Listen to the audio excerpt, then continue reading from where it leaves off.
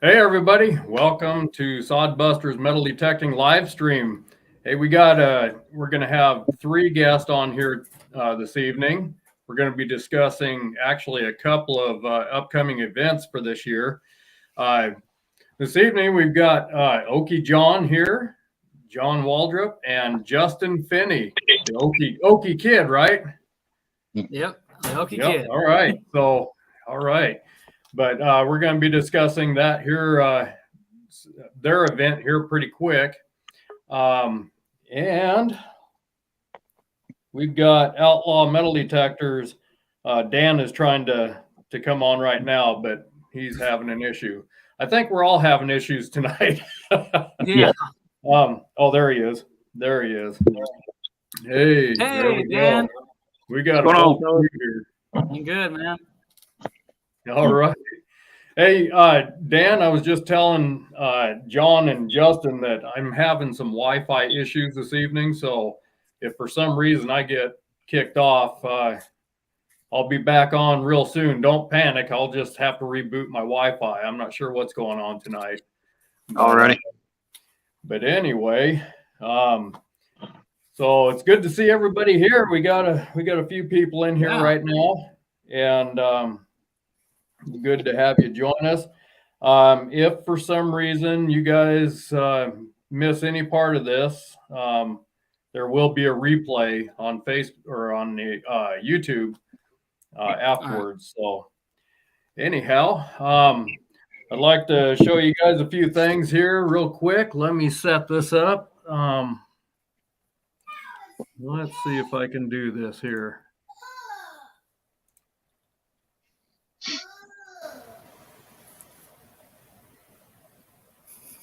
Okay. All right. You guys see that right there is Outlaw Metal Detectors.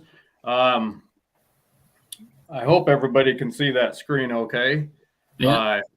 But anyway, if you guys are needing any metal detecting supplies, metal detectors, accessories, anything like that, feel free to get a hold of outlawmetaldetectors.com and he'll get you set up. Let's see what else we got here. We got some merch for Sodbuster's metal detecting merch. A lot of different styles and stuff in the store here, so feel free to hop on over there, and you'll be able to see the merch links down below the video there. We also have the Sodbusters. Oh, I got all kinds of stuff going on here. We've got the Sodbusters Metal Detecting Facebook group also. If you guys haven't, if you're not joined up with us on Facebook, come join us there. And I think that's going to be it for right now. But, well, anyhow. So you guys, we've got John and Justin here that are going to explain about the event that's coming up in Oklahoma this year, and it's going to be a good one. I know they put on an event last year. It was the Red Dirt Treasure Shootout, and they had a good turnout. It was a good event. People had a lot of great things to say about that. Outlaw Metal Detectors is also going to be a vendor over there at the event. So we're just going to let these guys take over here and talk about this event. If you guys have any opportunity to get over there to Oklahoma for this event, I'm going to try to be there. I hope I can be there because I need to slap these guys around a little bit. It's, but so anyway, you guys take over and just kind of tell us what you got going on here. All right. Well, this is going to be our second annual Red Dirt Treasure Shootout Metal Detecting Festival. Basically, what happened was a couple of years ago, I seen that there is a festival over in England. Of course, everybody knows about Detectiveville. And then, of course, we had the Pound the Ground up in Rhode Island, I think. And so there's metal detecting festival type events. But the fact of the matter is, so there's never really been one here in like the center of the United States where everybody would, more people are able to come to. And honestly, I didn't think it would even become like this. I honestly thought, okay, hey, it'll be more like a group thing, and you will have like 20, 30, 40, 50 people. Then after everything got situated, we got more and more people saying, yeah, hey, I want to join this. I want to join this. I want to join this. Because people started getting excited because they're like, oh my God, it's a festival for metal detecting in Oklahoma. It's the center of the United States. It's equal for most everybody wherever you are in the country. Oklahoma is the center. So come here. We have so many treasure legends and so much history that dates all the way back to the conquistadors and even parts of Oklahoma. So when I decided to go ahead and come up with this event, I wanted to have some things that actually even dated back to whenever our history started for Oklahoma. And as a matter of fact, someone actually given us a 16 something, I can't remember what the date was, but it was a 1600s Spanish cob. And it's like, yeah, it's kind of more like a pirate coin, but it was in our event. And as a matter of fact, Randy Blackwell, I think, is actually the one who ended up finding it. But we had a great event. We had a great turnout. I was expecting, after all the tickets were sold, I think we were expecting about 300 after counting. We ended up coming away with over 500 people at our event.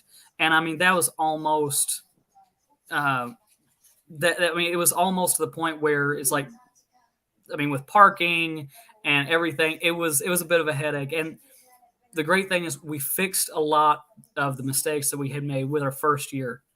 And this year, we're doing an even bigger event. The Red Dirt Treasure Shootout 2022. This time it's going to be in McAlester, Oklahoma at the Expo Center. But it's not just going to be us. Because of the fact that I literally asked the question, why not? Why not have a metal detecting festival?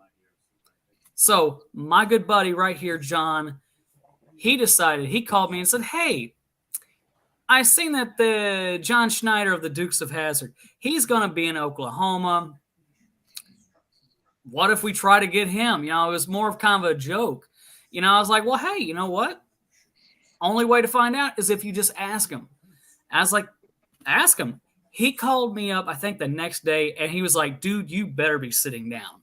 I was like, I'm sitting in my car. And he's like, well, guess who got back with us and said they would love to join us at the Red Dirt Treasure Shootout? John Schneider of the Dukes of Hazzard.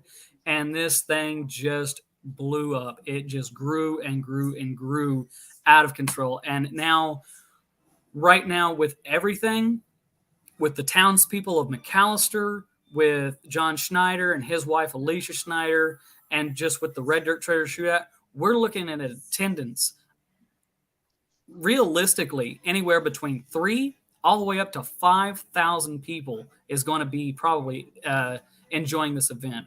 That where we're not only going to have a Wild West shootout with trick riders and things like that with the Key Family Wild West show, but also on top of that, we have, I think, was it John, 3 companies? Yeah, at least 3 reenacting companies. Yeah, 3 reenacting companies that are coming in to not only do Civil War battle reenactments, but also they're even going to have set up an entire Civil War camp. We actually have areas set up for them. And, well, the Outlaws Horde might have a clue somewhere in there about a Civil War camp. Who knows? I'm not saying that it is, not saying it isn't. For any of those who have signed up and is ready for the Outlaws Horde. So we've got, I think 6 hunts that we've got this year. Yeah. We have the Wild West. We have the Wild West hunt, the Aces and Eights Deep Silver hunt, the Kids hunt, the Outlaws Horde, of course, and let's see. The Stars and Bars Veterans hunt. Yes, the Stars and Bars Veteran hunt. Definitely got to have to talk about that. That's going to be an amazing event. And then we have the Ridge Runners night hunt. Right, the Ridge Runners night hunt. So Friday, what is going to be happening is we're going to be having. It's more kind of like for people who are wanting to just kind of enjoy the event. They have to, not the hunts, but the event itself. They have to buy VIP tickets for Friday, because Friday is going to be more of concerts, autograph signing and pictures and things like that with John Schneider. We're having a movie night. He's doing a private acoustic concert. I mean, there's going to be a ton of stuff that's going to be happening right around that Friday, along with, the Wild West hunt will be going on Friday. If you have tickets to the Wild West hunt, you're able to come in, enjoy that, and the rest of the show as well. There's just certain aspects that will be inside the building that will be more just for the VIPs and people who's bought the VIP tickets. But we're going to have vendors. We're going to have food vendors. We're going to have, what is it? I mean, honestly, there's going to be so many different people out there selling goods. We've got Dan. He's going to be out there. I know MINELAB's going to be there. First Texas. I mean, there's going to be several, and we're making sure we got to make sure that Garrett, they're going to be out there, we believe. Like I said, among others. So, if anybody's interested in wanting to learn more about metal detecting and just wanting to come out and have a great time, this is going to be the event. Like I said, it's going to be starting on Friday morning, 9 a.m. And essentially the gates will open probably about 8. We'll do morning announcements and just kind of getting everything set up, ready to go. Most likely about 8:45. And then we're going to fire a Civil War cannon to start off the big show. Oh, so that sounds good. Oh, yeah. I mean, hey, you can't have a shootout without a big bang. So you bet. Well, now John had told me about John Snyder, going to be in on this event here. So, yeah. And I thought that was great, but I thought you guys could have got a lot more attendees at your event if you would have just brought Daisy Duke along. Yeah, to say the least. Well, I have a resolution for that. I'm going to wear shorts all weekend, so that way we have the legs. I see refund of tickets right now. So several refunds, yes. Yeah, I have been called Thunder Thighs back in the day. So Oh man, so that sounds awesome. So, where can people get a hold of tickets or? So.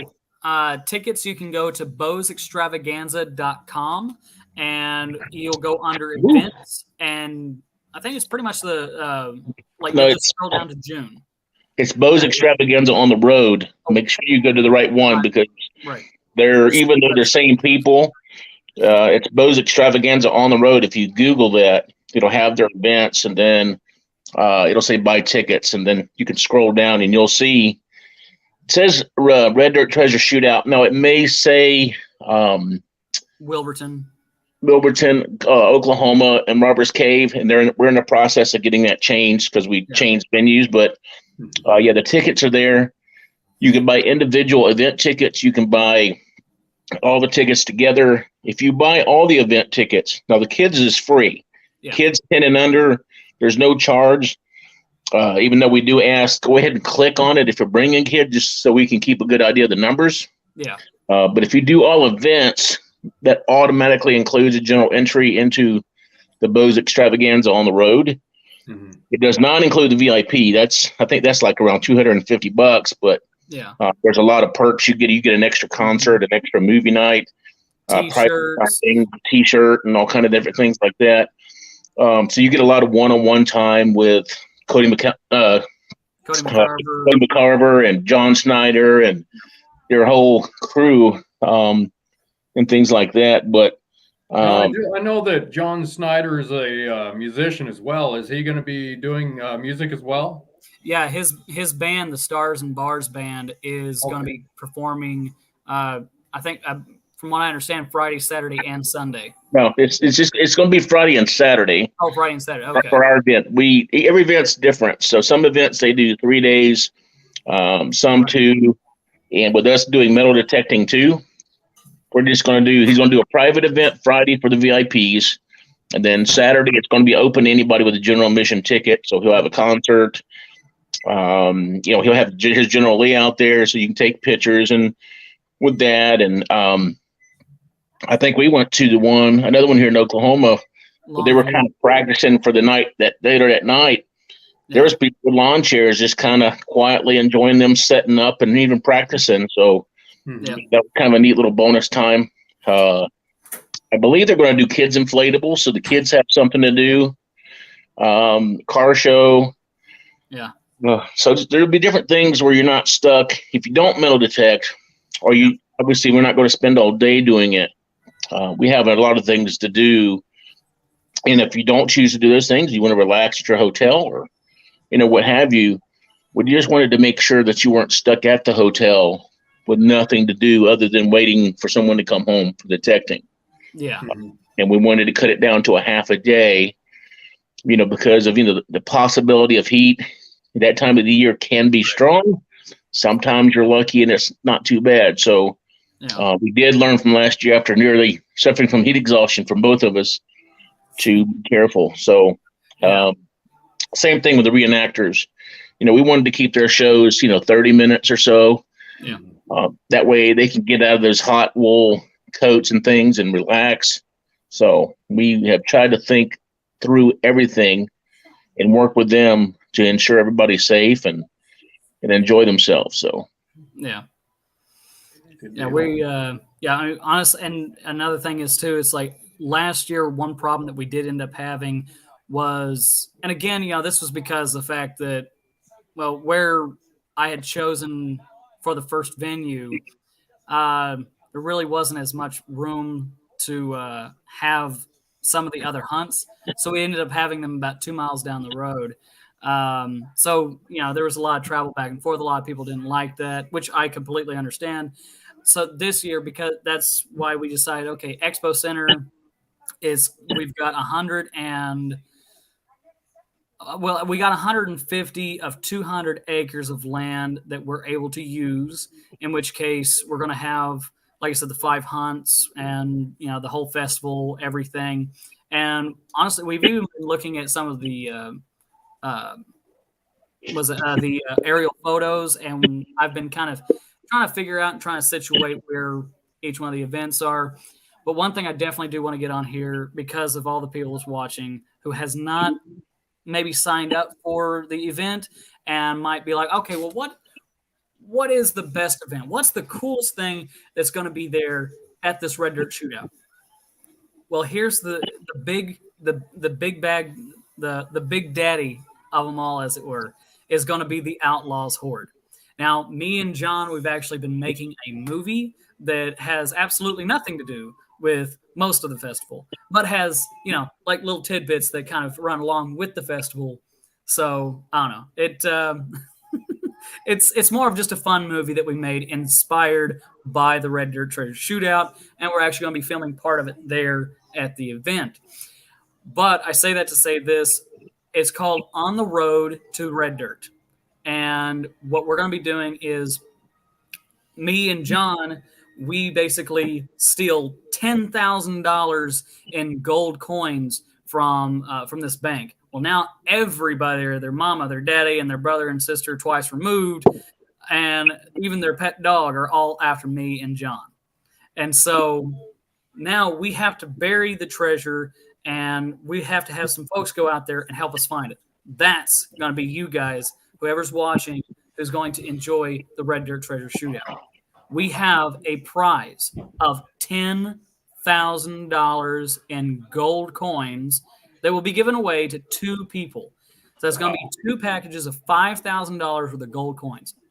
There's going to be 2 $20 gold pieces, 2 $10 gold pieces, 2 $5 gold pieces, and 2. I don't know why I'm counting like that, but but there's going to also be 2 $2.50 gold pieces. So it's going to be, each person's going to get 4 large to small gold coins, and it's going to average right around $5,000 in gold coins.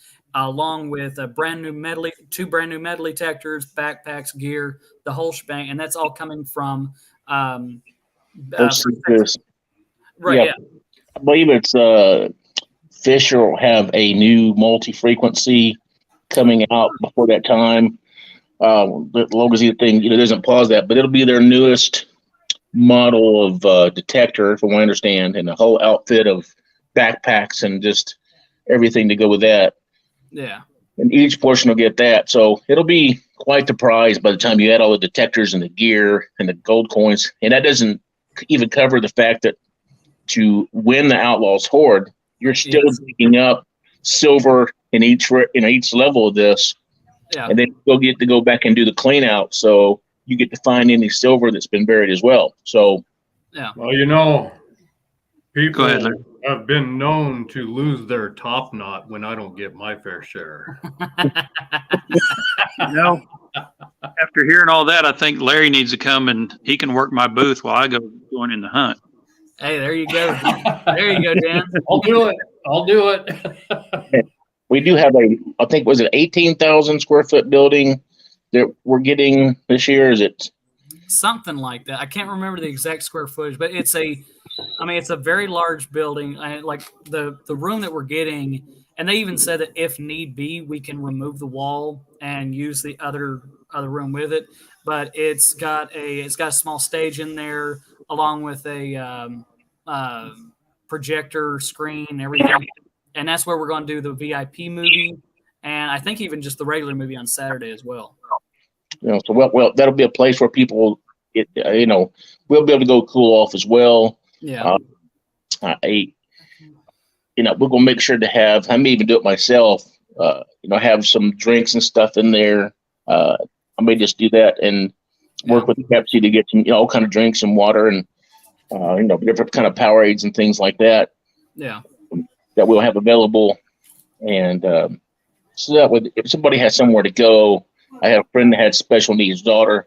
She couldn't really stay outside a long period of time, so want to make sure that we cover everybody's needs when it comes to the possibility of heat or just a place just to sit down and simplified. So, well, we got some people that just come in here recently. So Robert White was asking, what is this and where? So we're discussing a metal detecting outing that is in Oklahoma. Again, you guys, can you mention where this is going to be? Yes, it's going to be in. It's going to be June 3rd, 4th, and 5th in McAllister, Oklahoma, at the local expo center. At the I think it's Pittsburgh County Expo Center is the actual name of it. Okay. Yeah, it's at the Pittsburgh County Fairground. And the Pittsburgh County Fairgrounds are all part of it. So. Yeah. So. Yeah, I know that you had a good event last year, and this one I know is warming up to be even better. So, yeah, we're in the center. So, Dan, you're going to be there as a vendor for all 3 days. Then, is that your plan there? Yes. Yeah, I plan on getting down there probably Friday morning, starting set up, and be there as long as I need to be. Good deal. So you guys can, if you're there, you can go over and talk to Dan and check out metal detecting supplies and whatever he's going to have there. So, do I play piano? No. Somebody asked me if I play piano. Yeah, it's a green screen. I've actually got a virtual background. This is not my house. I wish it was. Honestly, when I first seen it, I was like, "That's a nice looking house that you got there." Well, yeah. I just hope the owners of it don't walk in while I'm doing this right now. So. He sells a lot of hats. Don't let him fool you. About 20,000 hats a month. That's how you get that kind of gig. Yeah, you bet. Well, you guys, if you want one of these Sodbusters metal detecting baseball caps, there's 2 ways you can get it. You can email me at sodbustersmetaldetecting@gmail.com. Or you can get a hold of Outlaw Metal Detectors and let Dan know that I sent you over there. And if you purchase anything $500 or more, you're going to get a Sodbusters metal detecting hat. There you go. But anyway, so that sounds like a lot of fun. I'm really hoping that I will be able to attend that. Yeah. And going to do my best to be there. So Great. but Justin, you want to mention the natural hunt? Oh, as yes. Yeah, kind of a tidbit of it. I wouldn't tell the location just Yeah, yet. exactly. Yeah. I did kind of make that slight mistake for a little bit. Not then Dan was like, let's maybe take, because it's a very small town, so it's not like people aren't going to figure out where that is. So, Right. but we actually do have we have actually 18 vacant lots in a historic town, not too far, just outside of McAllister, by like 15 minutes or so. And I talked to the owner, and she's like, you know what? Look, I got 18 vacant lots in this town. You can have all of them to hunt, metal detect, do whatever. She's like, you're more than welcome to them. And then also we have the county commissioner. He's going to be looking into talking to some other locals that has historical sites such as wagon roads, homesteads, pretty much any kind of historical site. And he's going to end up talking to some of the owners that he actually knows to see if we might be able to be allowed to have some folks go out there and do some metal detecting. And just like last year, we're going to do a $5 bite. Now, the natural hunt itself is free. So you can go out, you can enjoy yourself. But if you want, what we're doing is a 50-50 drawing where you put in $5. And then what we'll end up doing is having it set up where you bring in the best coin that you find and the best relic that you find. We're going to have a team of guys come through, maybe even John Schneider and a couple of others. Like last year we had, who was it? Quarter Horde. I know Quarter Horde did it. Jules, Yeah. I think one or two others. And what we did was we just had some folks go in there and vote, like, oh wow, like, hey, this is the best coin, this is the best relic. And then the winners ended up splitting whatever money that we end up getting from entries. We just split it 50-50 with them, and like each person got 50%. Looks like there's a question up here. Yeah. Robert White says, "Hey Dan, I would like to meet up with you one day soon." So, Sounds good. Just give me a call or shoot me an email. Let me know what works for you, and I'll see what we can do. Yeah.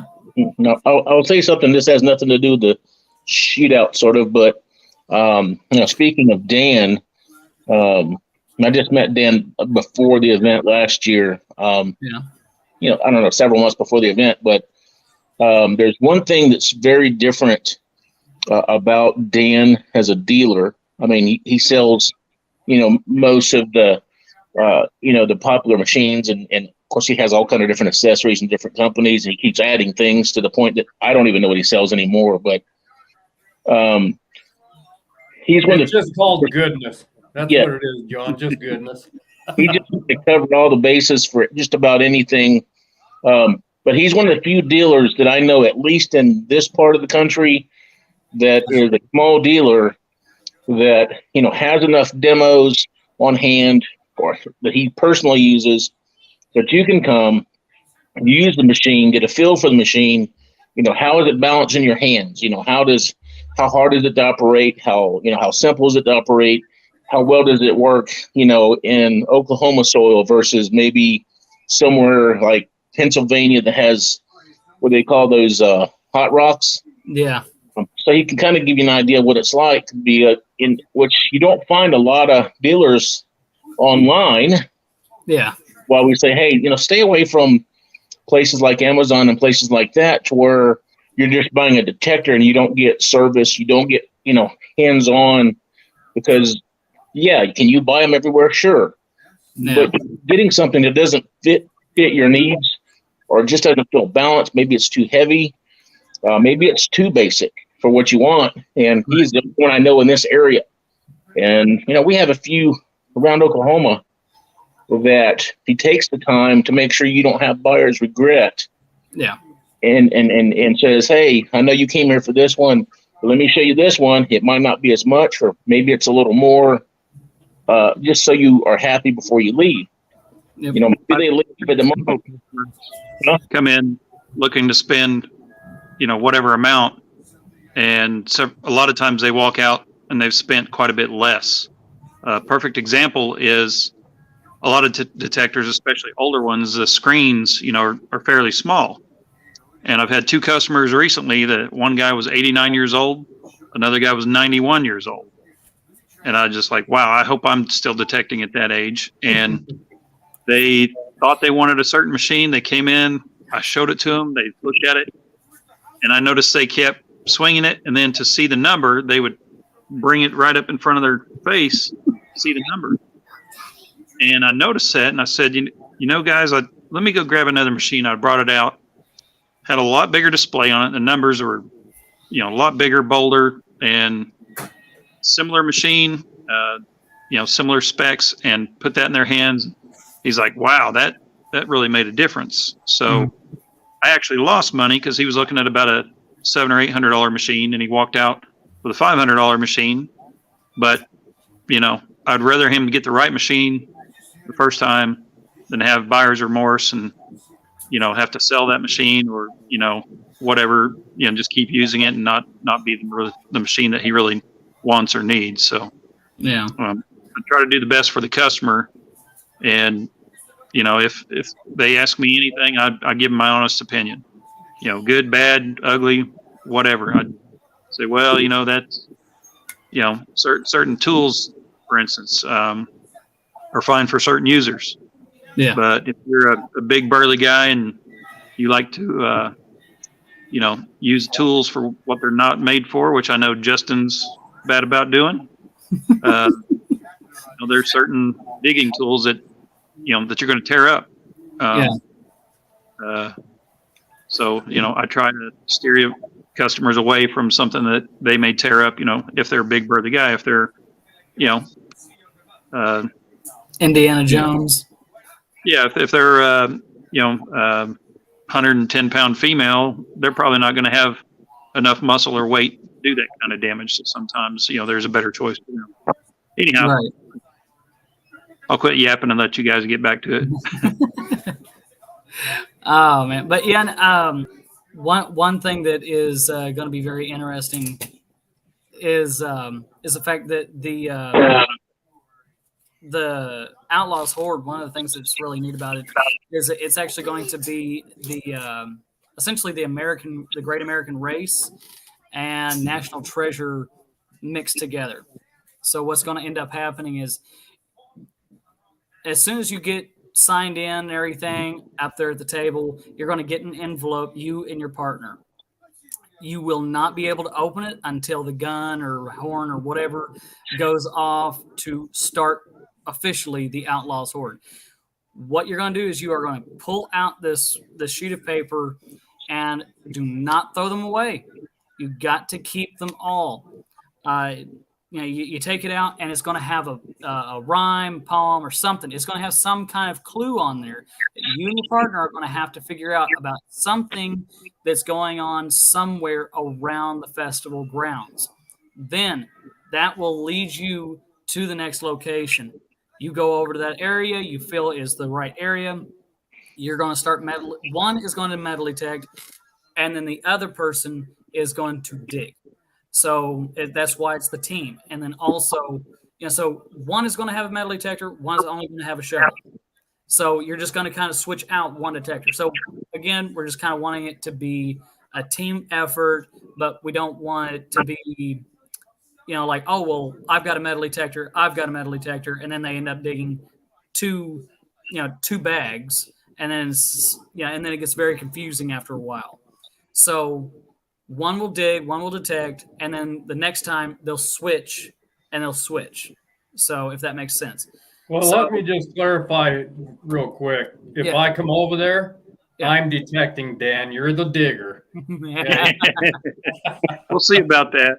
On the first hole. In the next one, there's a switch. So then Dan would metal detect, and then you would go ahead and you're like, no, I've been doing that long enough. But every time they dig up one of these, they go through one of these areas, they're going to dig up a small bag. And inside the small bag, they're going to end up having another clue that they will have to go ahead and put with the first piece of paper. And it's going to be like a puzzle. So they're going to have to end up putting it all together by the third one that they end up going to, because they're going to need all the stuff, all the sheets of paper to figure out where in the property that they need to go to find the last item. Now, here's the deal. It's going to be it's going to be 200 teams of 2. So there's going to be 200 bags in 3 locations. Then there's going to be 1 bag at the 4th location. So there's not going to be 200 bags, 199 whammies or anything like that. It's going to be only 1 bag that we're literally going to bury in this entire area, and you're going to have to find it. When you find it, it's going to have, really, anytime you find any of these bags, not only, I've asked 5 times, are you having another hunt, Justin? I don't know who this is. Yeah, Homestead Hunter Rick. Yes. Yes. There's a lot of different hunts involved in this event. Yes. He's talking about.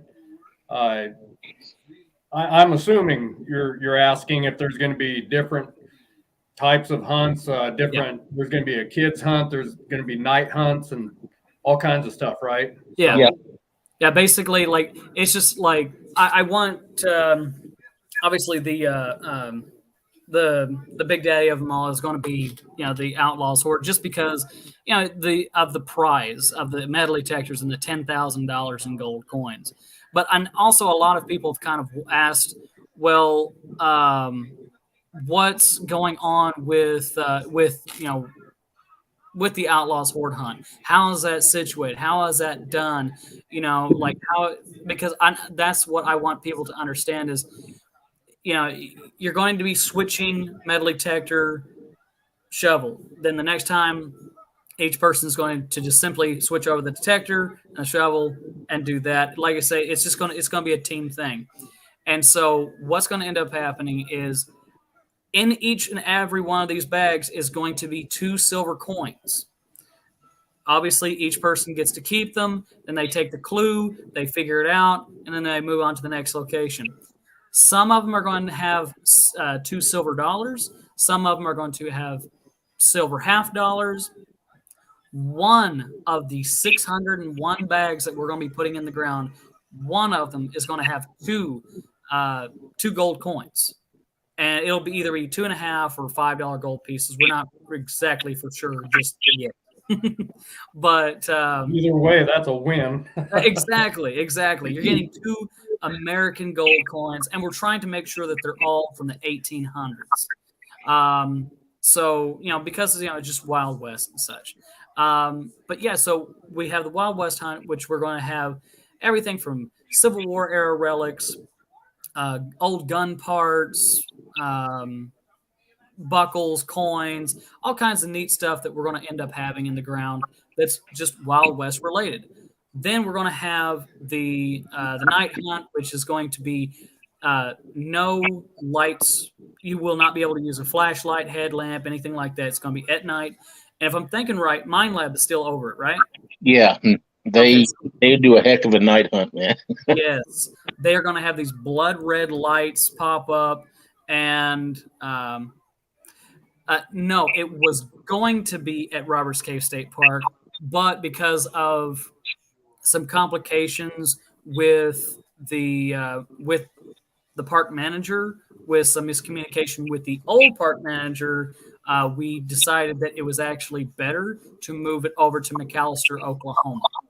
And also, it's a much better deal because this way there's a ton more to do there with movie theaters, bowling alleys, family fun centers, a lot more hotels, motels, RV parks, campgrounds, things like that that's in the area. So yeah, it's actually going to be over at McAlester, Oklahoma. And for those of you, if you're not a member of the Oklahoma Metal Detecting Facebook group, Yes. Get over there, because that's probably going to be where you can get your answers to your questions really quick, is through that group right there. Yeah. Probably the easiest way to get a hold of John and Justin would be through that group. So Now, Oklahoma Metal Detecting Facebook group. And because there has been some changes, like he just said, it's not going to be at the Robbers Cave now. That's changed. So yeah, to get those things clarified, hop on over to their Facebook group, and you'll be able to if get anybody wants to, like I said, they can do a Google search, look for Bose Extravaganza on the road, and it'll take you to their website, and it'll say, buy tickets, and then it'll show you different events. If they scroll down, they'll see where it says Red Dirt Treasure Shootout. You can click on there, and it shows the events, the separate tickets. Now, one of them, you have to be really careful with this, because we've had people buy tickets they didn't need to. But if they come to our group, we'll also post it. Because there's a general entry fee for Bose Extravaganza. There's a VIP fee, which is pretty up there in price. Then there's individual fees for the events that we're doing with detecting. And then there's an all event purchase, which you buy all the detecting events, which also includes the $40 general event ticket for Bose Extravaganza. We've had a couple people buy the all tickets event and then turn around and buy the general admission ticket for Bose Extravaganza, which wasn't necessary. Yeah. So, we didn't set up the ticket thing. They're doing that for us as a courtesy, but we just don't want people spending more money than they need to. Yeah. Now, you don't for the Rick, event. You can email me. Just go ahead and send me an email at rdtsfest@gmail.com. So it's like, just the acronym for Red Dirt Treasure Shootout fest@gmail.com. So rdtsfest@gmail.com. I can send you any information that you need on that. I know that a lot of people are having questions. Just because of last year, I know we had a problem because of a situation with the location we were having it at. We were told that the grass was going to be cut, and then about a week before the event, we were told, no, it's not going to be cut. And everybody was basically about up to their knees in high grass, chiggers, and really torn up legs. And so it wasn't a lot of fun, but a tonnage of coins and relics, all kinds of great stuff was found. And this year, I did talk to the Expo Center, and honestly, 90% of the whole area, the grass it's I asked them, and they said that yes, it's all very well maintained. The grass is typically no more than a couple inches. Even at its highest, it barely covers your shoe. So the grass situation will thankfully no longer be a problem or a situation at all at this year's event. And there will be no driving 2.5 miles to the next location. The only locations that you'll have to drive to will be the natural hunts and the historic town that's nearby, and any ranches or farms or anything like that that's in the area that we're going to end up getting permission from them as well. So trying to think as far as hunts go, the Stars and Bars, I want to make sure and let everybody know about this. The Stars and Bars Veterans Hunt, that is going to be a very unique, very amazing event due to the sole fact that what money we are getting from entry fees for that event in particular, we're actually going to be splitting it. Part of it is going to go to a local VFW to benefit them there in McAllister. And then the other half of it is going to end up going to the Wounded Warriors Project. We're actually getting a representative that is going to come out and accept the check from me, John, and John. And we're going to just kind of let them know, like, hey, like, look, we really we do appreciate the men and women who have served their country, and this is just a thank you for what they've done. So, yeah, we're doing that. And then in that hunt in particular, what we're going to be doing is we're going to have coins, obviously tokens for prizes and such, but we're going to have coins and relics that range anywhere from the 1700s, from the Revolutionary War, all the way down to about World War One. So there's going to be Civil War stuff. We're actually going to try to get some Civil War era buckles, some actual real Civil War buckles, at least one U.S., and we're going to have one CS belt buckle buried out there for folks to find. Because I know for me, that's always been on my bucket list, is to find honestly, a CS belt buckle. U.S. belt buckle, even, just something like that. I've actually found the back of it, the lead backing, but I haven't found the actual front part of the buckle. We got a question for Dan.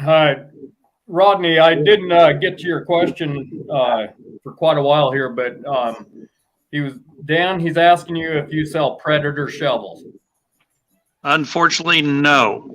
The reason is Predator doesn't sell to dealers. I think there's one exception, a dealer near where Predator is located that he sells with. That it's a guy he's known for many, many years, but he doesn't sell other than direct.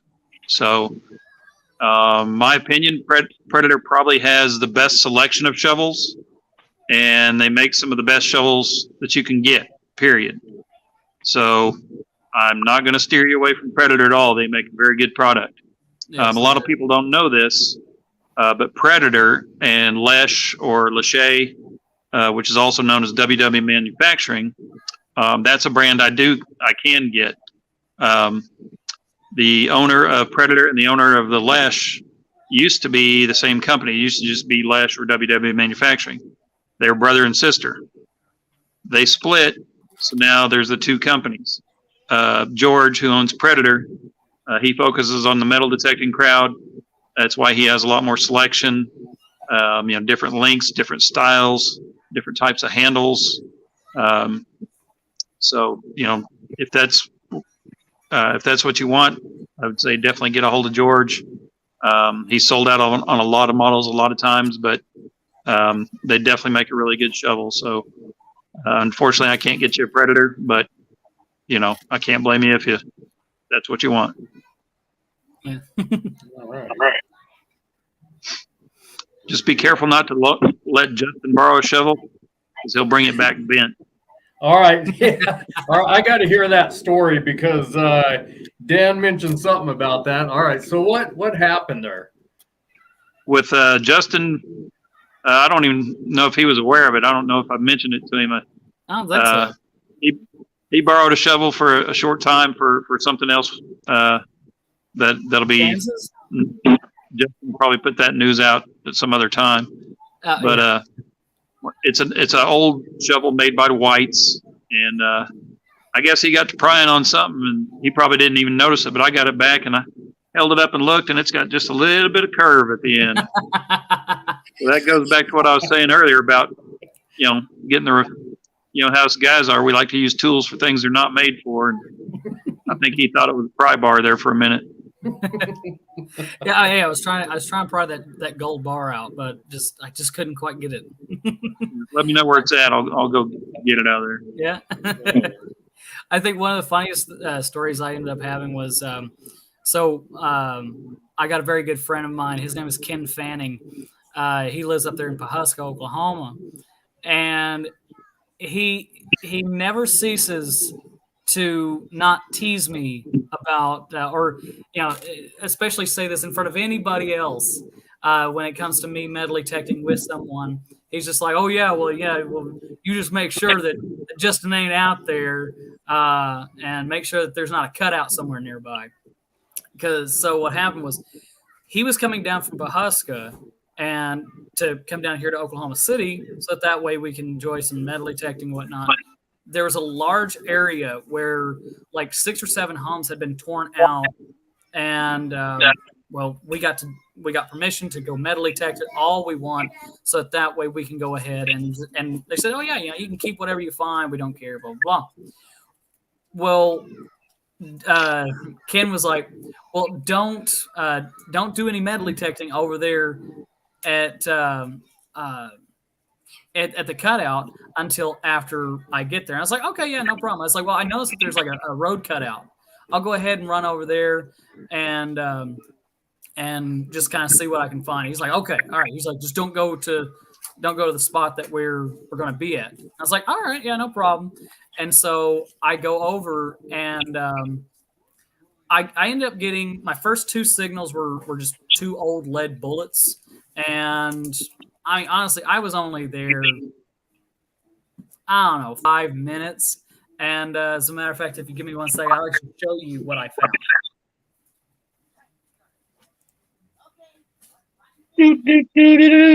Ron 87. Larry, you need to change your backdrop because a lot of people think it's your place. Maybe change it to a bar scene or something to make their minds run amok. Baja. yeah, that's not my house.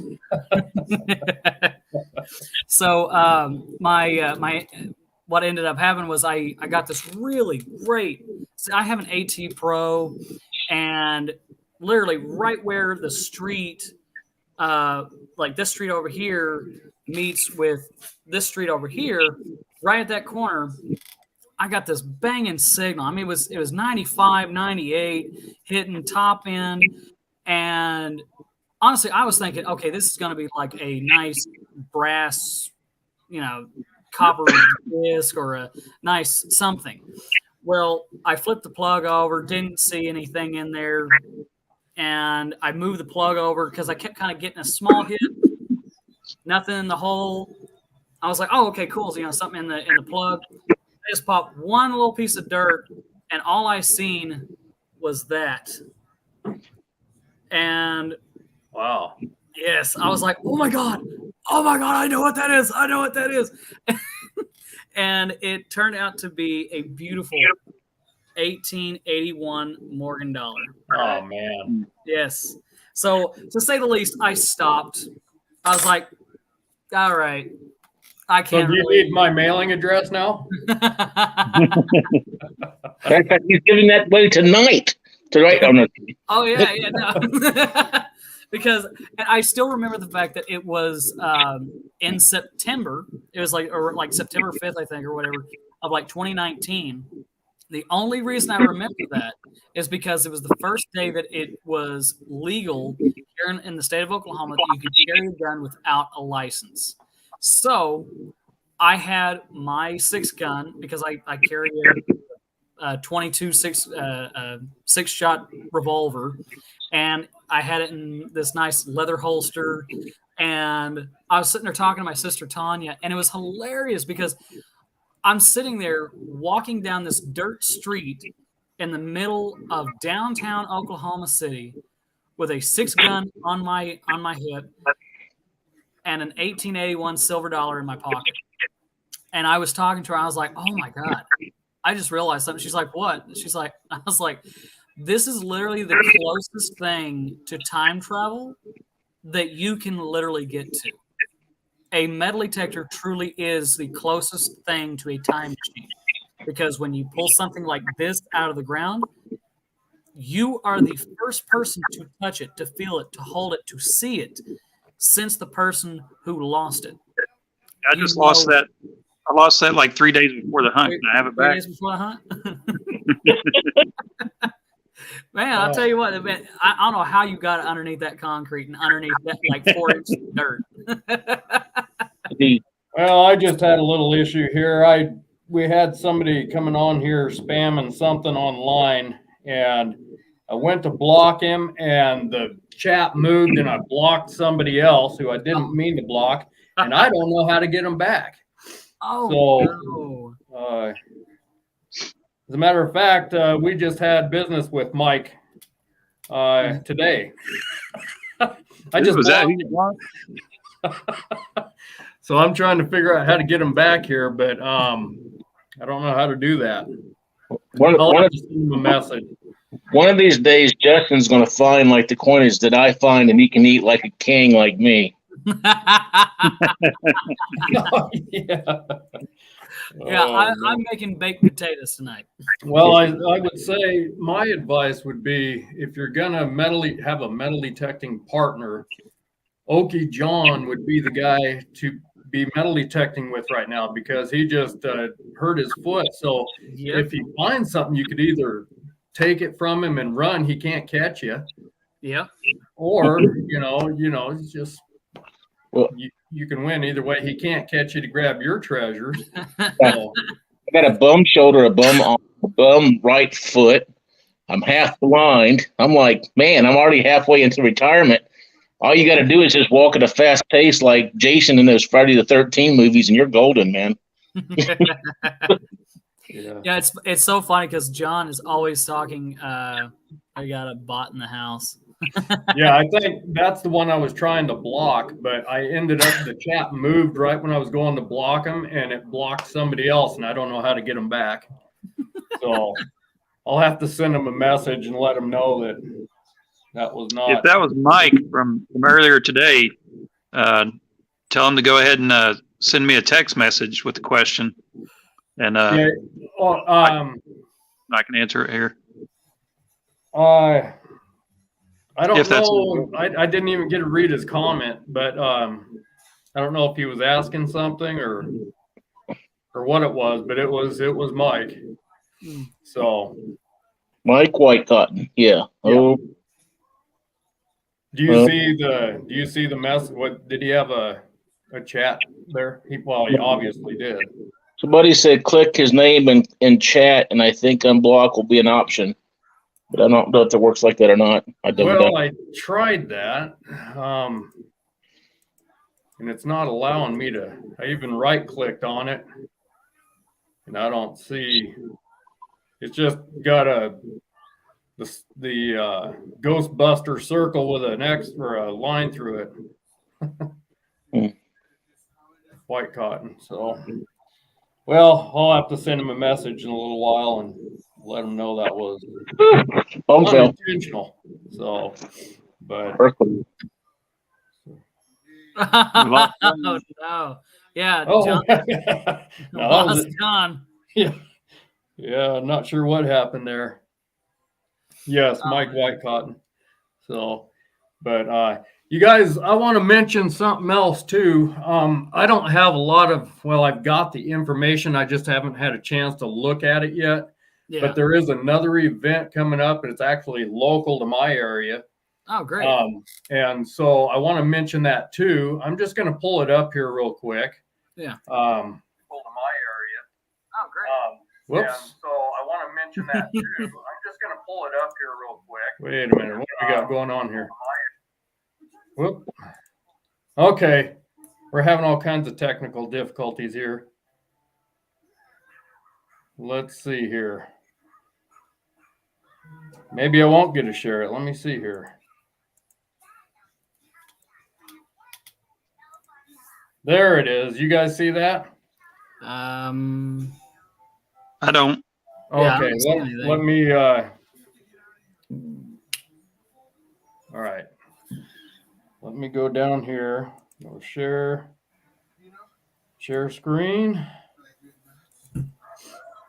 Chrome tab. How about that? I don't see anything. Nothing there, huh? Not that I'm seeing. Doggone. And everybody's saying no. Okay, well, what it is, it's Northwest Treasure Hunters Club in Spokane. Well, they're out of Spokane, Washington, but the hunt is coming up June 17th, 18th, and 19th, and it's going to be held at the Farragut State Park, and they're going to be having it's Friday, Saturday, and Sunday. They're having lots of silver and gold coins, all kinds of stuff. If you guys need some more information about that outing, I'll probably be attending that outing there. It's only about maybe 2 hours from me. So there's a phone number there. It's 1-509-879-6846. and that's the chairman of the hunt. So his name, well, they call him Pack Rat. So, but anyway, I just wanted to mention that. I don't know how many people would be, or on the stream tonight, or that will see it, that are from Idaho or in the, Spokane area, but never know. That'll be a pretty decent hunt there, I think. So Sounds I'll like be it. trying to attend that one as well. So anyway, let's see here. I'm not sure why that wouldn't share. I'm having all kinds of issues here. Oh, who do we got? Well, Dan was, or not Dan, but John was trying to get back on there. I saw him and then he disappeared again. Homestead Hunter. I draw the line at 1,000 miles. You bet. Okay, here's Okie John. All right, let's see. Oh, let's see if we can get him on there. Okay, let's see. There he is.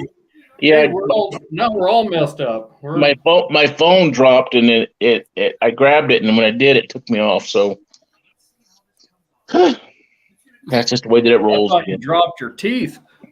No, not yet. Give me about another 12 years. I'll have a fake shoulder, a fake foot, fake teeth. You'll be a whole Kardashian. Yeah.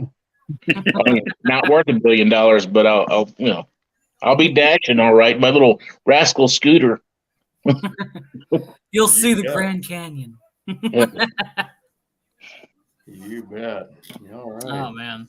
So, well, does anybody have any questions for these guys here about the event there in Oklahoma? Yeah. Like I say, it's probably the easiest thing I would say is to get on their Oklahoma Facebook, Oklahoma metal detecting Facebook group. And yes, and also we do have we thought we had it shut down, but we realized that we didn't, so we're actually starting to use it again. We actually have a Facebook page up for the Red Dirt Treasure Shootout Metal Detecting Festival. So what month is the biggest hunt in Oklahoma? That would be ours. June 3rd, 4th, and 5th. That's going to be the biggest hunt in Oklahoma. Now, as we said earlier, if you want to find our group, we have Outlaw Metal Detecting. It's a Facebook group, but it's called Outlaw Metal Detecting and Home of the Red Dirt Treasure Shootout. No, Oklahoma Metal Detecting. Oh, I'm sorry. Well, if you want a great detector, Oklahoma Metal Detecting and Home of the Red Dirt Treasure Shootout is our group. So if you want to join that group, even if you just want to join it for the purpose of getting information for the event, and then when the event's over, you stay, that's awesome. It's not just for people in Oklahoma. We have people from all over the country and different parts of the world. Yeah, we have people in Alaska. We have people from England. We have people from all over, but we're going to start posting. I'm finishing out some editing on chapter 1 of our movie that I plan on finishing, and then chapter 2 will be quickly released soon after. Yep. And then chapter 3 and then chapter 4 we'll be doing finishing up live at the event. Yeah. And it's just they're little 10 or 12 minute sections, just movie sections, and if some of them aren't even that long. But yeah, if you want to get more information on that, that'll be the easiest way. And then we'll have our page, and we'll start updating, hotels and all that stuff on both locations, because we have some great deals on some hotels. Cheap as $55 to $75, depending on the hotel. They have been very nice to us as far as discounts. Yeah, they're basically giving us a cheaper rate for our event than you would get for a normal weekday rate, because typically weekends are higher. Yeah. So they're giving us a low flat rate despite the fact that it's in the weekend, which is nice. So is there camping areas? I mean, will there be like on site if somebody wants to set up a tent or a camper or something like that? We are working on that, but it's kind of up to the county, since the county now owns the property. Most of all, we're trying to get camping for the guys of the Civil War reenactors, because for them, they they're setting up this camp. So they're like, well, hey, we would actually like to just go ahead and just camp out and just stay down here. So that's what we're trying to get, at least for them. But as far as regular tent camping, they said that they are going to discuss it, but we don't know yet. But there are several RV parks and such that's in the area. Also, you do still have Robbers Cave State Park, which is about 20, 25 miles just outside of Wilburton or McAllister. And so it'll take you about 30, 40 minutes to get there. But they've got cabins. They've got yurts. They've even got some. I even think that they have some covered wagons that you can actually spend the night in. So there's a lot of stuff that you can get out there as well if you're wanting to do that. Obviously, they got a lot of tent camping, and there's a big lake nearby, isn't there? yes, Yeah, Carlton Lake. Lake Eufaula. Yeah, Not yeah, far. It's- yeah. Lake Eufaula is going to be just north of Galveston. McAllister. Yeah, and yeah, I had already talked to them, given them a call, and they just like, oh yeah, we'll definitely have areas ready. They said they couldn't give us discounts, but there is camping available at Lake Eufaula, just north of McAllister. Well, I'm trying to turn my Tacoma into a covered wagon. I'm looking for one of those overhead cab over tents. Yes, You put the framework in the bed of the truck, uh-huh. and then you put the tent up there. I was looking those up. I couldn't sleep. I didn't get to sleep till 4:30. 4:30 this morning was the last time that I saw before I went to sleep. Yeah. And I was getting all fired up about that, thinking, that would be perfect, because I got a lot of places I want to go metal detect. Mm-hmm. That it's kind of, it's too far away from the house to make a day trip out of it. Right. But if I can camp out, it would save me, time and money and everything else if I had that kind of a setup and I could just home on the road, Yeah, I have a short bed Nissan 4x4. It's a 5 or 5.5 foot bed. And then when the tailgate comes down, it gives you another 2 feet. Mm-hmm. And I have a tent that goes on the back of it. And also I have a 12-inch mattress that has an extension piece that goes over the tailgate. And so, yeah, I got it. And matter of fact, I used it several times. And it was just it saves a lot of money on hotels. You got me a little solar shower for $24 that heats up water real nice. So I highly recommend, I got one of them too. I've used it once each year. Yeah. Yeah. So my annual shower. I got a brand new tent in the box, as a matter of fact, because I had an incident on my last outing that I decided not to take it down and travel down the road, and the wind decided to have fun with it. So Justin's going to end up with that one and modify what's left of it. Yep. Hey, Travis, how you doing? Travis, I've met Travis in person. He came down to help me with a project on a house that I sold, and he lives up here near Spokane. And Travis, if you get a chance, I don't know if you heard the announcement of the outing, the metal detecting outing coming up in Farragut State Park here. Well, I'll have to give you the information later on, but get a hold of me and I can send you an email with that information. Anybody that needs that information, if you want to go to this event that's here locally, I'll probably try to make that. So you can get a hold of me and I'll send you an email with that information. So, yeah. No, I've been wanting to go to one of these events. I wanted to go to the Red Dirt Treasure Shootout last year. Yeah. But there was just too many things going on. My dad had just passed away, and we were taking care of all kinds of stuff, following that. So, but I'm hoping that this year I can make some changes and get out there. So Yeah. I told Dan that, you know, I've seen him here on the computer and everything, but you know, none of you guys have had the pleasure to really endure the glory of my presence, you know, face to face. So Yep. yeah.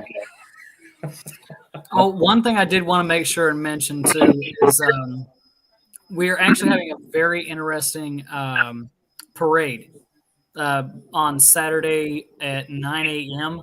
there in McAllister. It'll be on down Choctaw, basically the old Main Street, essentially, and it's going to be amazing. And my dad actually gave me, he was joking around, he gave me an idea. He's like, oh, well, you know, General Lee is going to be there. Is the car going to be in the what is it in the Civil War reenactment? And I was like, yeah, nah, not quite. But he gave me this idea though. So what we're going to do is, you know, of course, everybody's going to be expecting the first thing to be coming down the road is going to be, you know, like a float, this or that, or some car. What's going to end up coming down the road first is going to be a wagon, and it's going to have like about 6 Yankees in there, 6 guys dressed up as Yankees. They're going to get it pretty much in the middle of the whole of like whatever street that, you know, they kind of come down. They're going to kind of get right in the middle, just where everybody's kind of able to see it, you know, and really enjoy it. And what they're going to do is they're going to get down off the wagon. They're going to kind of interact with the audience in some ways, like, oh, all right, men, dismount, you know, and they're going to get down, and I'm like, oh, you think maybe this crowd might be able to help us? We're trying to find this General Lee. We heard he's out here in Oklahoma and Indian Territory. We're wanting to take him back as prisoner of war. Do you think that we can catch him? Do you think we can do this? Of course, everybody, you know, I mean, it's because it's a southern town. Everybody's gonna be like, boo, boo, Yankees, no. And so then, right about that time, and because the Choctaw Indians actually did sign up with the Confederacy, we're going to have some guys dressed up like Choctaw Confederates and the appropriate, setups, you know, in the costumes and everything. Are these like scouts, you mean? Yeah, well, no, like they actually had like special shirts that they actually wore that wasn't just, you know, like gray or blue or anything like that. That kind of showed that they were Choctaw, but they were with the Confederacy. And so they're going to actually come around the corner and they're going to exchange words with the Yankees, and they're going to be like, well, we're here to we're going to take General Lee. He's going to be our prisoner of war. No, you're not, blah, blah, blah. Well, they're going to end up taking these long rifles and they're going to do this gunfight right there on Main Street of right downtown McAllister, Oklahoma. And of course, you know, the South is going to win. They're going to take the Yankees, put them up on the wagon. They're going to kind of roll out. Well, about that time, one of the gentlemen is going to have the privilege of going out and yelling out, all right, General, you may proceed. And then at that point, we're going to have the General Lee coming around the corner with John Schneider in the driver's seat. And he's going to be coming down the road, blowing the Dixie horn. And that is going to be the official start of the festival's parade. And then we're going to have cars, everything from the Ghostbusters Cadillac.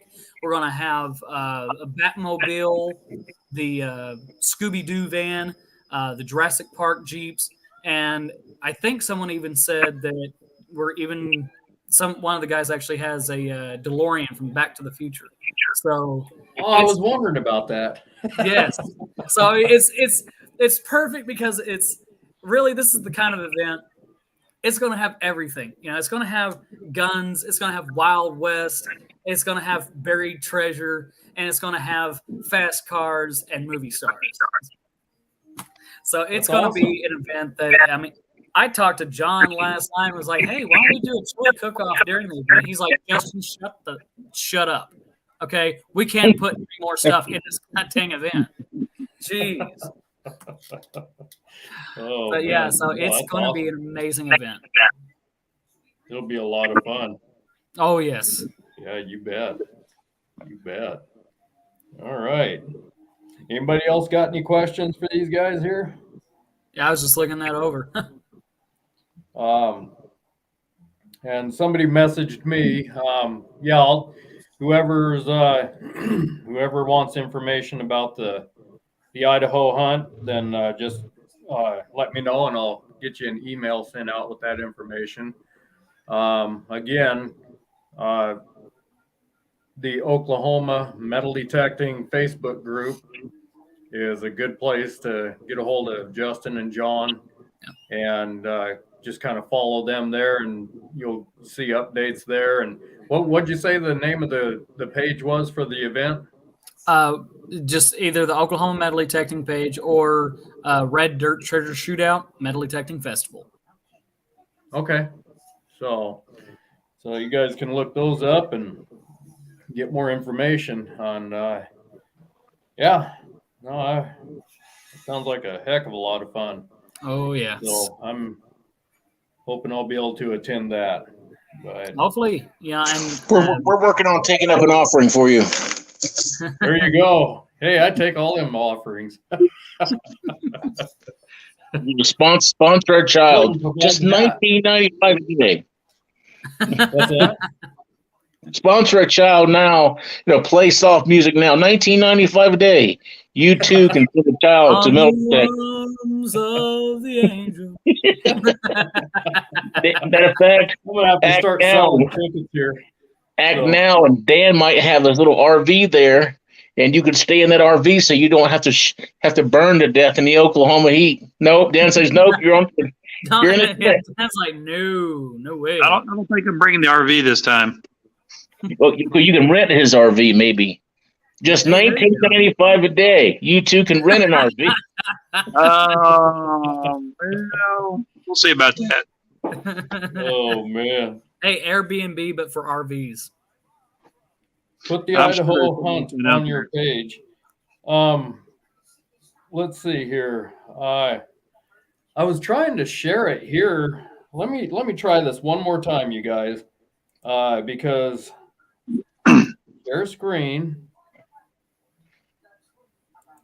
Okay, now it says to share the Chrome tab, and then, I think I know. Oh, let me see here. Is it this one? Yes. Do you see that now? No. Coming up. Here we go. It didn't come up? You did. Oh, Yeah. good. Okay, good. So, and like I say, I'll email this to anybody that wants it, but let's see here. So this one is the Northwest Treasure Hunter Club, Spokane, Washington. And so the event's going to be held at Farragut State Park, which is near, and I don't have a lisp, okay, but it's called Athol, Idaho. So that is not a lisp. But anyway, let's see here. Lots of prizes, hunt rounds, metal detectors, pinpointers. I won't read all this to you, but they're going to have 50 plus 10th ounce gold coins, 50 plus gold 1 gram pieces, 350 plus silver dollars, 450 plus silver halves, and thousands of old American coins. So here's some information here, you guys. These are all the hunts that you're going to have. Well, I guess these are the scheduled hunts here. I really haven't had a chance to look over this that much. But the chairman, this is their contact information. Pack Rat, I don't know his name. I chatted with him yesterday, but that's his phone number. And then Linda Scott, registration administration. He did say that the tickets could be sold right up. I mean, they'll be sold if you go to the park and you haven't bought your ticket yet, you can buy them there. The only issue with that is you're going to pay $5 more by waiting to purchase your ticket. There's camping there. It's in a state park. You'll have to, either have a day fee or a state pass, park pass, or something like that. There's a bunch of hunt information. He emailed this to me yesterday. And like I say, I haven't gone through it really, but it's Farragut State Park, Athol, Idaho. There's the map and everything. Hotel accommodations. It's right up near the, well, I'm going to say it's probably about 20 minutes to a half an hour from Coeur d'Alene, Idaho. It'll be north of Coeur d'Alene. So anyway, if all works out right, I will be attending this. There's a sign-up sheet and everything. So anybody that wants to get in on that, just let me know, and we'll work on that. So, all right. Well, you guys, I appreciate having you on here, and this is definitely something to look forward to for sure. Oh yeah. Well, but Diggin' Canuck, how are you doing? Glad to see you in here. Well, I've had it pronounced worse than that. Bill Boyles. I'm not sure what somebody put in, they wanted some advice about digging in the snow. Well, as a professional hater of snow, don't. Same. Exactly. The best way to dig through the snow is with usually with a flamethrower. Or Bobcat, or something. But yeah, for you to boldly go where no man has gone before and detect, and the temperature is above 45 degrees, you have at it. The best thing you can do is get yourself one of those external battery packs, and you put that on the shaft of your metal detector, and you plug in a hair dryer, which is attached to next to the coil, pointed down towards the ground, so you melt the snow as you swing. There you go. Yeah. Yeah, I've come up with these solutions. I live in Idaho. The flamethrower sounds like more fun. Oh yes, yeah. Nice big backpacks. That's even better. Get a large magnifying glass, point it at the sun, and just tip that thing around until you melt you a nice good patch of snow out in the field somewhere. There you go. You bet. Either that, or if you have more money than I have yourself a vacation spot in either Texas, Arizona, Florida. There you go. Something like that, and then you're good to go. Uh-huh. That's where I should be, is in Arizona or California. Larry, well, we got another question here. We were in Oklahoma City past Christmas at our son's house. He is in the Air Force and stationed there. Anyway, I asked him to check around to see if it would be possible to go metal detecting. You cannot go metal detecting on any of the bases, and the only Air Force base is Tinker Air Force Base, which is actually I live like 2 miles away.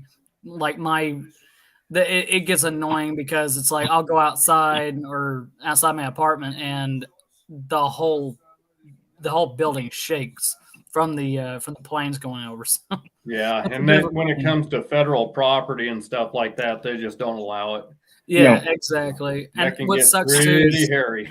Yes. And as a matter of fact, I was just reading a deal about what is the biggest Civil War spot there. Somebody went detecting there and lost their detector, or lost their son-in-law's detector, what I heard. Yeah, from what I understand I guess. Yeah, from what I understood, that was somebody from the Pound the Ground, I believe. Oh, Not boy. Yeah. Not 100% for sure, but yeah. Yeah, I guess sounded like there might have been a little bit of jail time or something. I don't know, but they lost it. They don't mess around too much with that stuff when it comes to federal. No. Yes. For those people that are wanting to detect at the Air Force Base, I know a guy. I know a guy who'll take you on a metal detecting adventure, but I'm just going to tell you, The last time that I went, I fell on my metal detector, bent my shaft, hurt my shoulder, broke my foot, and came limping out, I don't know, several days later, lost 27 pounds. And all I heard was, wasn't that awesome? Like, so, but on the for real, Justin, if he's around and available and they're coming around Tinker and he's scheduled a good time, he will take them on some great spots in Oklahoma City area. There's downtown. There's a lot of great areas that you can go detecting. Yeah. And I'm sure he'd be glad to, help them out there if they want to come. And like I said, if he has enough time in advance, he has a lovely schedule with his job where he can talk to his self-employed boss, which is himself, and manipulate his schedule to help you out. But be prepared.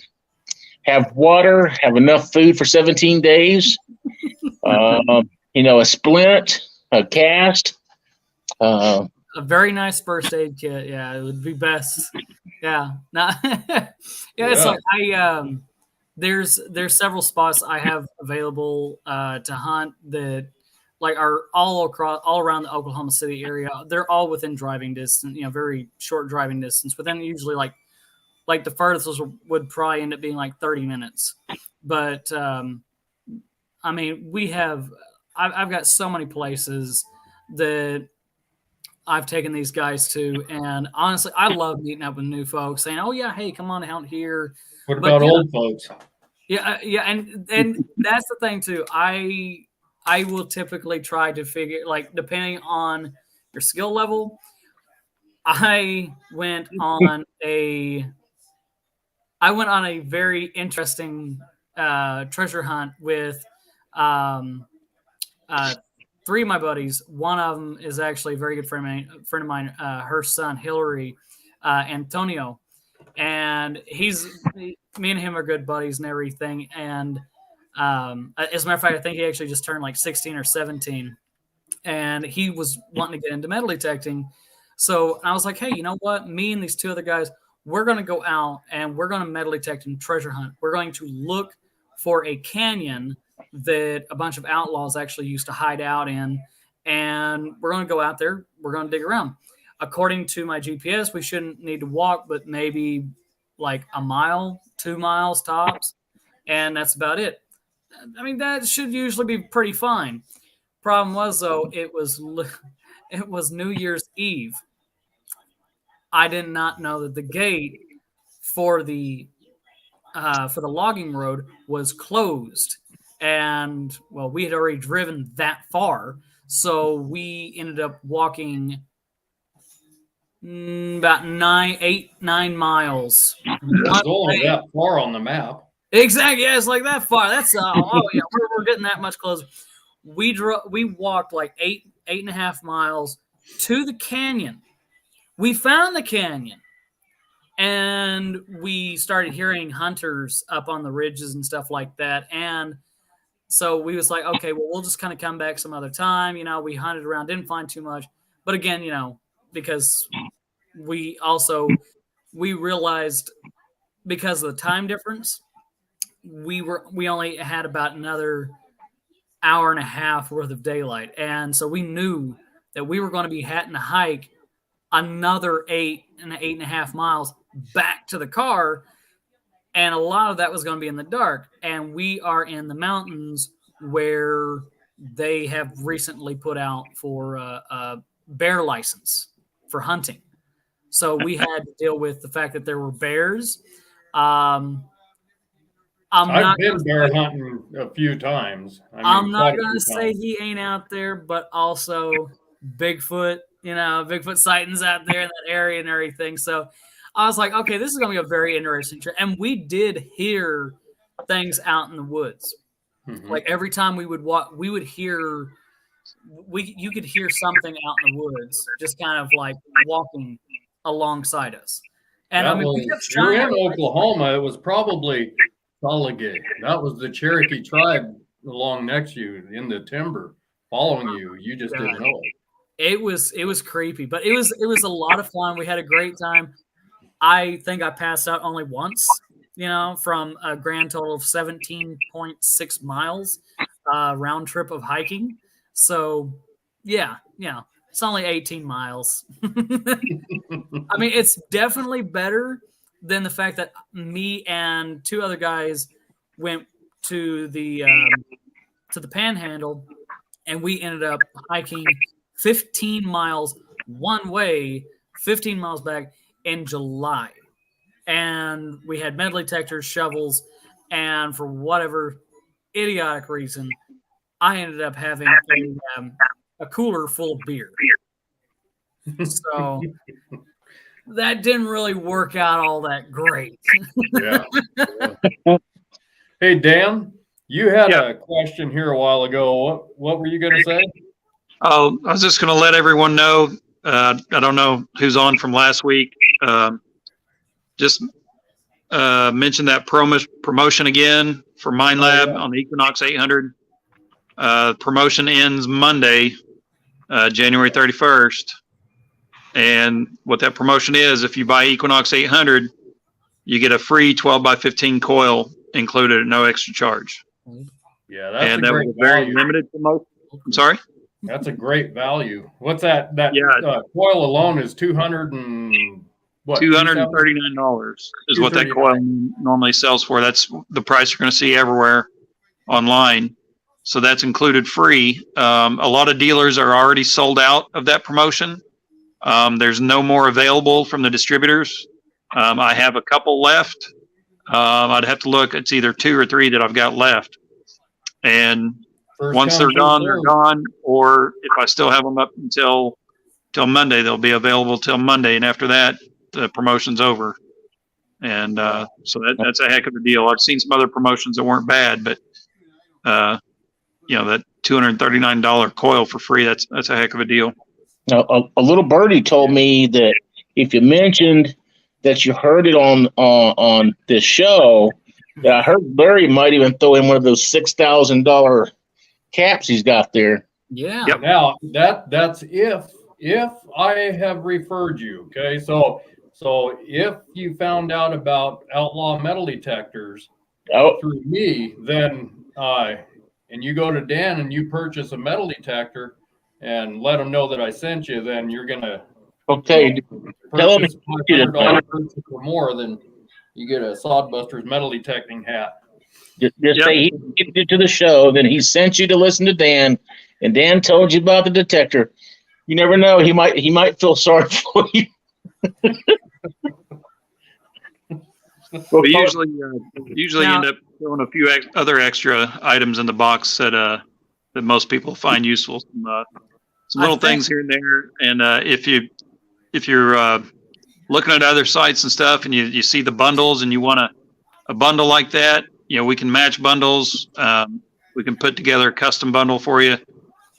Just give me a call or send me an email, and we'll see what we can work out for you. Yeah, but just know, usually those bundles, when you see them on the big box stores and stuff like that, you guys, those bundles are just garbage, really. I mean, you're buying a good machine, a really good machine, and then the bundle is thrown in like, confetti. It's just garbage. So, yeah, you need useful stuff. You're not getting a better deal with a bundle, really, in my opinion. That's just... Now, you're getting stuff to fill your grandkids' stocking for Christmas next year. Yeah. Now, Larry, do you by chance sell any Sodbuster T-shirts? Because I'm thinking John might need one. Yeah. I was looking at that. He definitely needs one. Yeah. He kind of sat back, and I was like,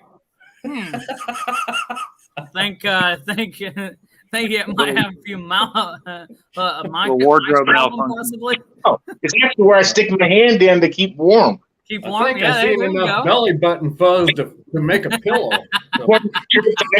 Believe it or not, this is one of those shirts I wore on one of his adventures. They got caught in 1-inch thorn bushes, and I wanted a reminder. I think John's been working from home too long. Yeah. He's wearing his Sunday best, his holy shirt Well, Yep. you've been bellying up to the bar too much, Pilgrim. Yeah, I Got a can't few splinters in there. give any information out, and Justin knows what I'm talking about, so I can't even give him a subtlety hint. But if you pay close attention to our outlaw metal detecting group over the next, let's say, Oklahoma. He always mixes up Outlaw and Oklahoma. He does that all the time. And both of you guys call my business Outlaw Metal Detecting instead of Outlaw Metal Detectors. Yes, I know. I'm going to break you guys of that habit eventually. It's all the medication they have me on. It's affecting my brain. So I just have ADHD. So Yeah, I've noticed you're talking clear now. So yeah, on medication. That's what it said. So Oklahoma Metal Detecting. Yeah. If you get on there over the next, let's say, 2 or 3 months, just kind of pay attention to what's going on. You'll see some evidence of some of the different adventures that Justin does. Yes. And leave it at that, just to be safe. My fingers will. You'll understand why my fingers hurt. Had hurt a couple months back. So yeah, a lot of people will find out probably around March or April. Is this where you took my shovel? Yes. Yes. Did they have it on film with you bending it? Most likely. So join the group and just hang out and get the information. Like I said, that's really seriously all that can be said. Yeah. But you'll find out a little bit more about Justin's adventures in that particular adventure that was the end of the shovel, and maybe who knows? That was idea. He is adventure. the Oklahoma Indiana Jones. Yes, you will find out why. You will find out why. oh, be darned. Well, all right. Well, you guys keep an eye open for that. Aloha. How you doing? You know, we might be relation because I'm coastal band of the Shumash Nation, and we used to trade back and forth with Hawaii. So there you go. We traveled by canoe. I don't know how long. I didn't do it. I wasn't alive back then, but yeah, there was a lot of trading between Hawaii and the Shumash tribe. So that's interesting, man, because I'm coastal band of the Potato Mash tribe. I know. Well, they called it shoe mash because I was really a bad dancer tribe. and I mashed everybody's shoes. So, but we were like anyway. Robert White, hey Dan, can I call you tomorrow from Rye Patch Ron? Yeah. And then also, I think Ron, it just really depends on what you want to call him. Yeah, and I don't know what time zone you're in. I'm in Central. Yeah. So please keep that in mind. He's the same. He's on Pacific time here. No. So it would be Dan, Outlaw Metal Detectors, is 2 hours ahead of us, Ron. So so when you get up at 3 o'clock in the morning, you give him a holler. No, make it 1 o'clock in the morning. No. Yeah, I think what he was doing was he was actually saying for Robert White, because Robert White asked, hey, Dan, can I call you tomorrow? Oh. Yeah, any deals made before 9 a.m. on Saturday are triple the price. That's 9 a.m. Central Time Zone.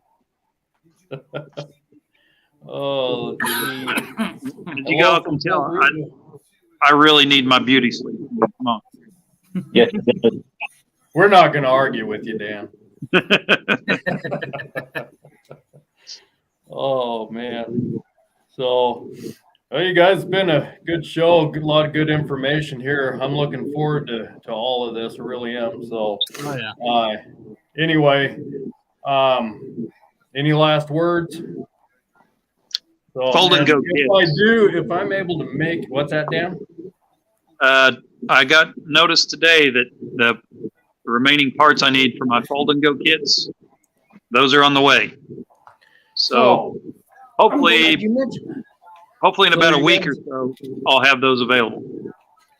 So what he's talking about, the folding go kit, is Dan invented something for metal detecting shafts for quite a few different models.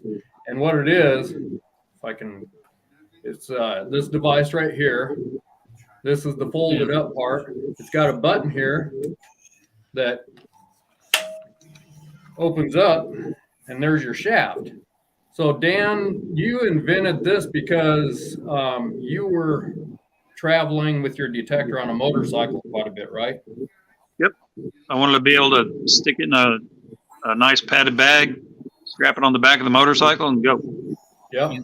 So this attaches really easy, just like, well, I'm a little backwards here. You can see the cam lock here, the cam lock here, just like on your shaft. And so Dan makes these. You can order them in parts, or you can order it pre-made. Correct, Dan? Yeah, I've got the kit is available where you take the middle shaft off your detector, either with the AT Pro, AT Max, AT Gold, any of the Ace series it works on, and then also on the MINELAB Equinox. I even have it for a couple of the Fisher models, Fisher F75, F70, that particular frame and design it'll work on. And you can install it yourself with your existing shaft. And if I can get my hands on more of the middle shafts for MINELAB, I'll have the pre-installed kit like Larry is showing there, where I take a factory MINELAB middle shaft and I do the installation on the kit for you. So it's ready to go. Take your old shaft on, pop this one on, and it's ready to go. On the Equinox, when you fold it with the factory coil, the overall length of the machine folded is about 32, I think it's 32.5 inches. And on a Garrett, it gets down to around 28 or 29 inches. And they fit really nice in like a some of them fit well in a 30-inch padded rifle case or a 36-inch padded rifle case. Yeah. And, it really works well. And a lot of people are surprised. Yeah, it's a neat piece. I mean, and you see all the holes and stuff in it. It adjusts just exactly the way that your shaft does on your metal detector. Yep. This is basically just a replacement for part of the shaft there. And it adjusts if for some reason, I don't know if you would ever need to, but you have different settings it'll set into. You can see the different angles. Well, it's good for guys like John when you got one eye going one direction sometimes. And you can take a pencil and put it in one end and a needle in the other end, and you have a protractor. So, there you go. Yeah. Now, I do want to let people know that that the mechanism, if you're one of these guys that uses a carbon fiber shaft, and you want your detector just as solid and rigid as possible, this is not the ideal item for that. So it will give you just the tiniest little bit of play in your swing direction left and right. Most users don't even notice it. And if you're swinging at what I would call a correct speed, you don't notice it. And then in the front to back direction, it'll have just a little bit more play that direction. But again, that's something you're not going to notice unless you're, just a real aggressive, fast swinger. But I don't feel any play in that really at all. I mean, I can see the flex. I mean, but you're going to see that in any shaft that you put the pressure. right. I'm seeing that there. This is really tight. It's just occasionally I get a guy, someone that'll ask, hey, will this work on my carbon fiber setup and so on? And yes, it probably will, but you're kind of taking away from the purpose of the carbon fiber shaft. But on any of the factory frames, the ideal setup is to have the folding unit like that attached to one middle tube, and then have a spare middle tube, so you can go back, regular factory setup if you don't need the portability. And then when you need that extra portability, for smaller vehicles, or you're packing, 4 or 5 guys in your car or truck and need the room, then it's really nice to get it down to that shorter length. Yeah. And then if you're like me and you back your motorcycle, or you drive one of those little tiny smart cars or something like that, it Pretty close to that. Well, all right, you guys. Let's see here.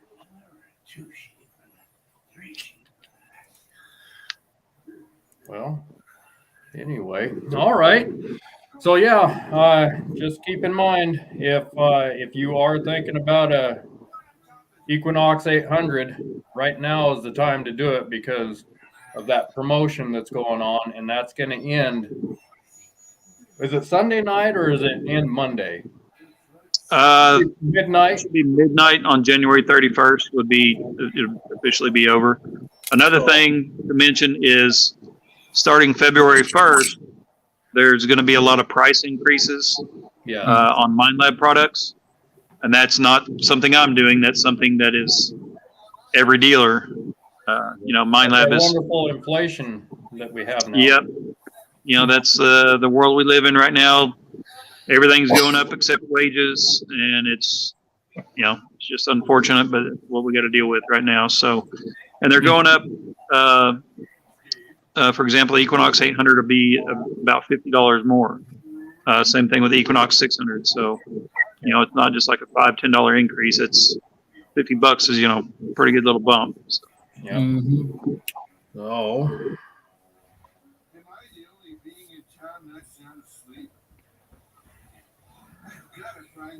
Any other questions out there? That's what I was kind of waiting on too. Okay, I just put down there outlawmetaldetectors.com. Just if you're going to do it, you're going to want to do it. And first, so. I've had a few customers mention having problems with the website. That's mostly if you're looking at the website on a phone. There's been a few issues. I'm working on that.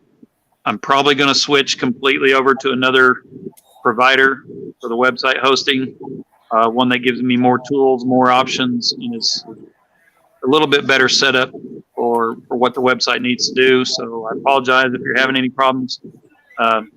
Please feel free to send me an email or give me a call. If I don't answer right away, I will get back to you. As long as your phone number doesn't come up and say spam, I'll answer it. So. Great. All right, Justin, thank you for coming on here. Okay, You're very welcome. Dan, happy to be here. And we'll just anytime there's an update or something, just let me know or something. We can get you guys back on here and fill people in or whatever. But again, their Facebook page is Oklahoma Metal Detecting Facebook group, and so that's the best place to get your updates. That's where I get mine most of the time. So. Yeah. But, all right, you guys. It's been a great evening, and yes. I'm glad y'all got to see me. And it's better to be seen than viewed. What's that? Better to be seen than viewed. Very true. Very true. But anyhow, so I guess we'll call it an evening here, and we'll shoot again for another live stream next Friday evening, 5 o'clock Pacific time. And I appreciate each and every one of you showing up here. And Ricky Nelson, by golly, thank you, sir. I appreciate you. So I appreciate that. Thank you very much. Does that go to all three of us? All four? Yep. The colors are split up, but $2. See, you guys get the red, the white, and the yellow. I get the green. Okay. That'll get me a Subway footlong and a $2 tip. Oh.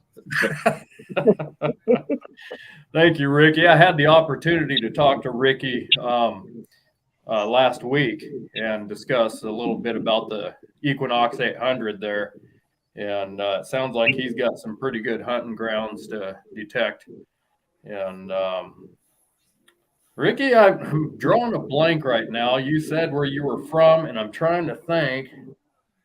where that was.